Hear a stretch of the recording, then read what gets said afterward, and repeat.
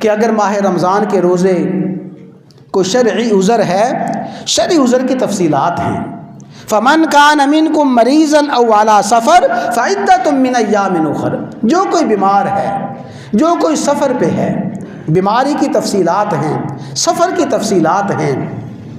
ایسا بیمار نہیں جیسے ہمارے ہاں بیماری اللہ نہ کرے چل جاتی ہے، سارا دن سارا کام کاج کرتے ہیں، چل رہی ہیں، پھر رہی ہیں، بھاگ رہی ہیں، اور جب مسجد میں آتے ہیں تو دائیں بائیں کرسی تلاش کرتے ہیں کہ کرسی کہاں پڑی ہوئی ہے۔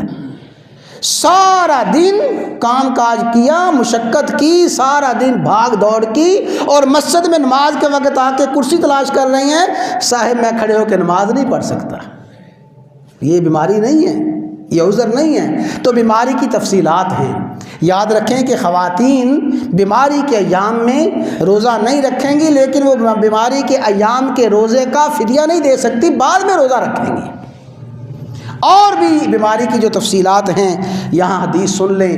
اللہ کے نبی نے فرمایا سومو تصحو، اے میرے امتیو، اگر بیمار ہو، اگر مریض ہو تو تندرستی کی نیت کر کے روزہ رکھو۔ اللہ نے روزے کی برکات میں صحت رکھی ہے، اللہ بیمار بندے کو، مریض بندے کو روزے کی برکت سے صحت عطا فرما دیتے ہیں۔ اور بھی سن لیں، یہ حدیث پلے باندھ کے چلے جائیں۔ اللہ کے نبی نے فرمایا جو شخص مریض بنتا ہے، میرے جملے الفاظ توجہ رہے، جو شخص مریض بنتا ہے، جناب میرا تو معدہ ہی کام نہیں کرتا، میرے تو شوگر کی حالت ایسی ہے، میرا تو ہارٹ کا مسئلہ ہے، میں روزہ رکھ نہیں سکتا، وہ مریض بنتا ہے۔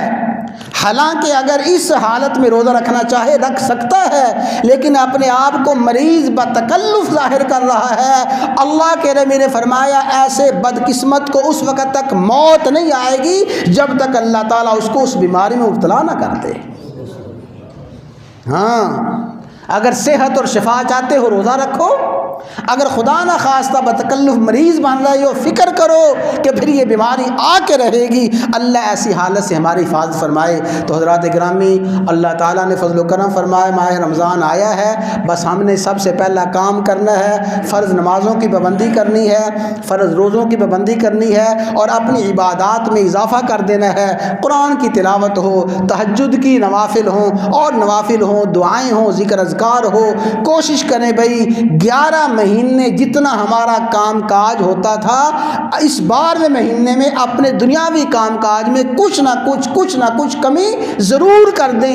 اس نیت کے ساتھ کمی کریں کہ ہم اس کمی میں اللہ کی عبادت کریں گے، ماہ رمضان کے حقوق ادا کریں گے۔ تو اللہ تعالیٰ سے دعا ہے کہ اللہ تعالیٰ ہم سب کو ماہ رمضان کی قدر کرنے کی توفیق عطا فرمائے۔ ماہ رمضان ہم سب کے لیے رحمتوں، مغفرتوں، بخششوں کا پیغام لانے والا ہو، اور اللہ تعالیٰ اپنے فضل و کرم سے ہماری حفاظت فرمائے۔